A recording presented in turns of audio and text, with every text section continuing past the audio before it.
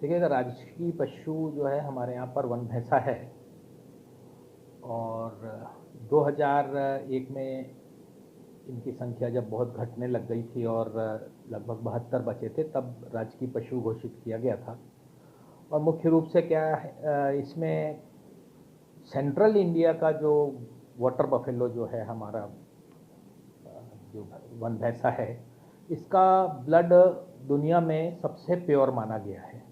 तो ये बहुत ही महत्वपूर्ण हमारे यहाँ पर था। और 2005 तक के ये 61 थे। 2006 में मालूम नहीं क्या घटना घट गई कि 80% विलुप्त हो गए और 12 बची। इसके बाद में 2018 में सुप्रीम कोर्ट के आदेश आए। 2012 में सरकार ने कहा सुप्रीम कोर्ट में कि साहब, हमारे पास में पैसे की कमी थी, इसलिए हम इसको बचा नहीं पाए। कंजर्वेशन का उसके बाद में चालू किया गया। वर्तमान में मेरी जानकारी में जो है उसके हिसाब से एक भी वन भैंसा प्योर ब्लड का नहीं बचा हुआ है।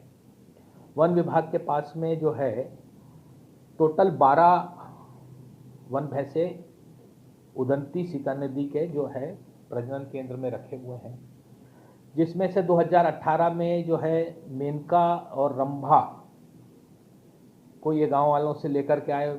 वो वन भैंसा समान दिख रही थी, उनके 2 बच्चे हुए। 4 ये कम होने के बाद में जो है 8 बचे हुए हैं। 8 में से भी एक भी प्योर ब्लड का नहीं है।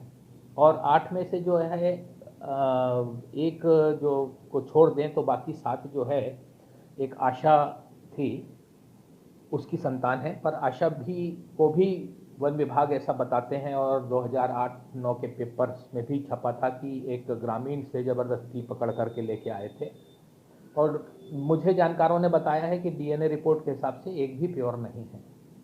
इसके अलावा क्लोनिंग कराई गई करनाल में, उसका 95 लाख रुपए खर्चा किया गया बताते हैं।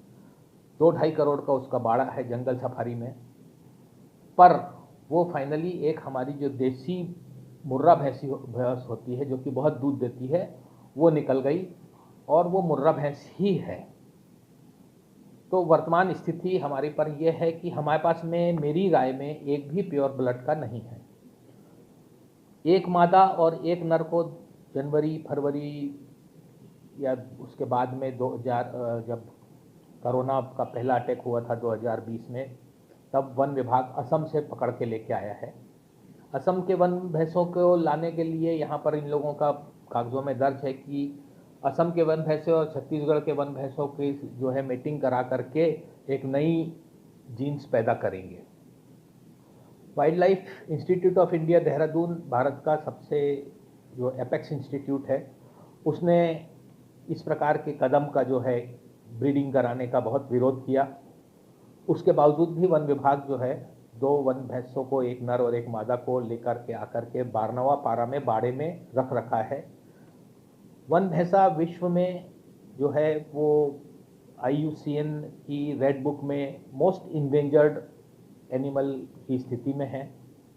छत्तीसगढ़ में तो नहीं है, पर छत्तीसगढ़ के अधिकारी बोलते हैं कि इंद्रावती के क्षेत्र में कुछ वन भैंसे हैं, परंतु वास्तव में वो वन भैंसे कालामार का इलाका है महाराष्ट्र में, गढ़चिरौली में, वहाँ पर है। और महाराष्ट्र सरकार ने उस एरिया को 180 वर्ग किलोमीटर को कंजर्वेशन रिजर्व घोषित कर रखा है।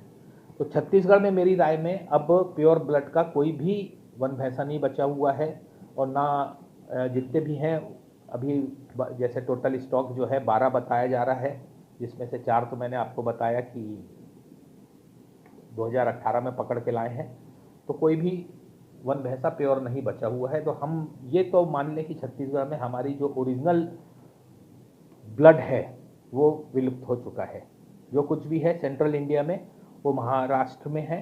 वो कभी कभी इंद्रावती नदी क्रॉस करके छत्तीसगढ़ में आ जाते हैं, तो हमारे यहाँ पर बड़े खुश होते हैं कि वो हमारे यहाँ के हैं। वो कहीं पर भी हैं, उनको बॉर्डर नहीं मालूम है कि महाराष्ट्र कहाँ ख़त्म हो रहा है, छत्तीसगढ़ कहाँ चालू हो रहा है। वो इंद्रावती रिवर पार करके आ जाते हैं। कई बार आते हैं साल में, पर अधिकतम समय जो है वो कोलामार का इलाके में ही रहते हैं। अभी अब आपके पास में प्योर ब्लड का बचा ही नहीं है, तो कैसे कदम उठाएंगे आप? वास्तु स्थिति में अधिकारियों को झूठ बोलना बंद करना चाहिए, जनता को गुमराह बंद करना चाहिए। और जो 3 करोड़ की एक वन भैंसा दीप आशा को इन्होंने कैद करके रखा हुआ है, उसको किसी को नहीं देखने देते, उसको भी अपना प्राकृतिक जीवन जीने के लिए छोड़ देना चाहिए। मेरी राय में अब छत्तीसगढ़ में जो है वो कालामार का इलाका में है, उनको वहाँ पर वो पनप रहे हैं, उनको डिस्टर्ब नहीं किया जाना चाहिए। जबकि गाहे बगागे हमारे अधिकारी अपने आकाओं को खुश करने के लिए बोलते हैं कि हम वहाँ से पकड़ के ला करके यहाँ बच्चे पैदा कराएंगे। ये दूषित सोच उन्हें छोड़ देनी चाहिए, क्योंकि वो अपने इलाके में भी बच्चे पैदा कर सकते हैं। उन्हें अपने प्राकृतिक रहवास में रहने देना चाहिए।